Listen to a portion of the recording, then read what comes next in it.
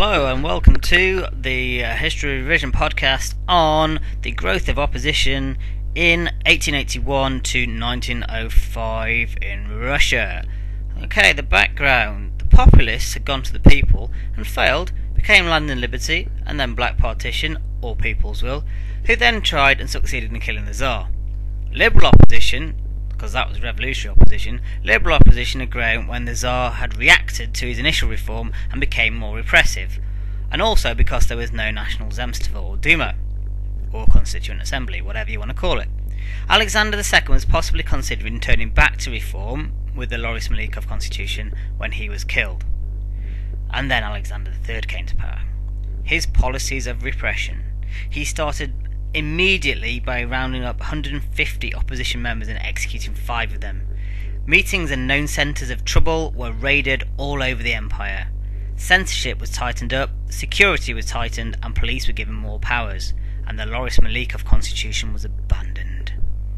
The populists, including Lenin's brother. The populist movement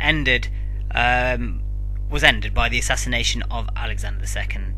The assassination only brought more repression, although it did create martyrs and have a symbolic significance. Some supporters met in secret though, and terrorism continued despite the repression of Alexander III's regime. In 1886 the People's Will were reformed by students, and in 1887 some were arrested whilst planning to assassinate Alexander III, including Lenin's brother Alexander Ulyanov. Again, 5 of them were hanged. The new groups and why they evolved. The opposition is reduced in 1890s by repression, exile, imprisonment, lack of funds, apathy of the peasants, and famine. And some radicals turn their efforts to relief work in 1881 with the Great Famine there. The industrialisation of Russia in the 1880s and 90s made Marxist theories though more attractive due to the revolutionary nature of the urban working class or proletariat, and it made Marxism more attractive to intellectuals because they now started to think that Russia would have a chance of having a Marxist revolution. In 1891 the famine made middle class liberals more politicised when the Zemstva organised relief as the Tsar and his government weren't doing.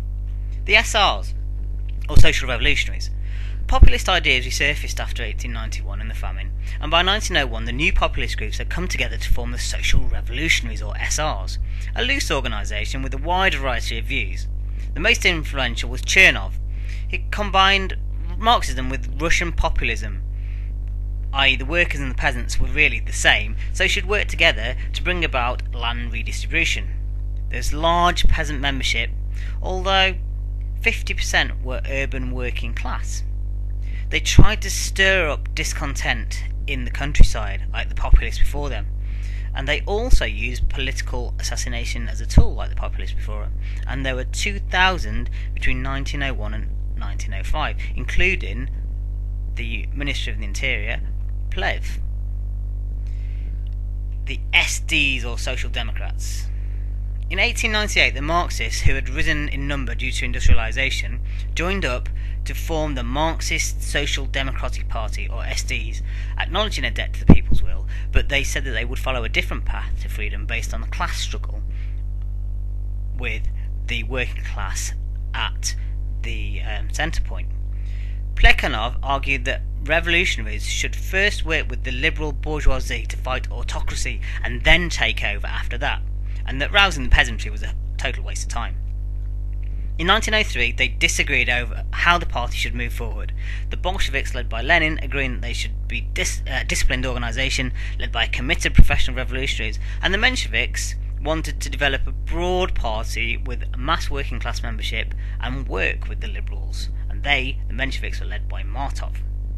Essentially, the SDs became 2 separate parties. The Bolsheviks said the bourgeoisie and the proletariat stages of the Marxist revolutions could happen simultaneously and telescope them together, while the Mensheviks wanted to wait for the bourgeois revolution first. Next group, liberals.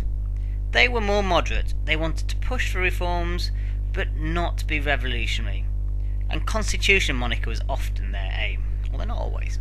Leo Tolstoy was a liberal from the Slavophile school, so they weren't all Westerners, and Having said that, middle-class liberals were often Westerners. Zemstvers' work during the famine had led them to believe they could and should have a say at national level, just like people in Great Britain and France and stuff like that. Nicholas was refusing this because by this time Nicholas II was the Tsar, and he refused petitions for a national Zemstva and called it a senseless dream, and that was in 1895. They met anyway at a place called Bezeda, and in 1903 the Union of Liberation was formed under Struve, who was actually a defect from the Marxists, and these said that they wanted a peaceful evolution. So what was the significance of each group? Well, the two revolutionary groups occupied the police, so the Liberals were actually left alone for most of the time. The Liberals did contribute to a momentum for change, and the Bolsheviks were actually only a tiny group with very little influence at this stage. The Marxists overall had more access to working class due to the industrialisation and the rise in people in the urban proletariat, but many of those people were not yet politicised, and because they'd been used to a hard life as a peasant before anyway, and they were often fearful of losing their jobs at a time when they felt actually lucky to have a job. And that was the growth of the opposition in 1881 to 1905.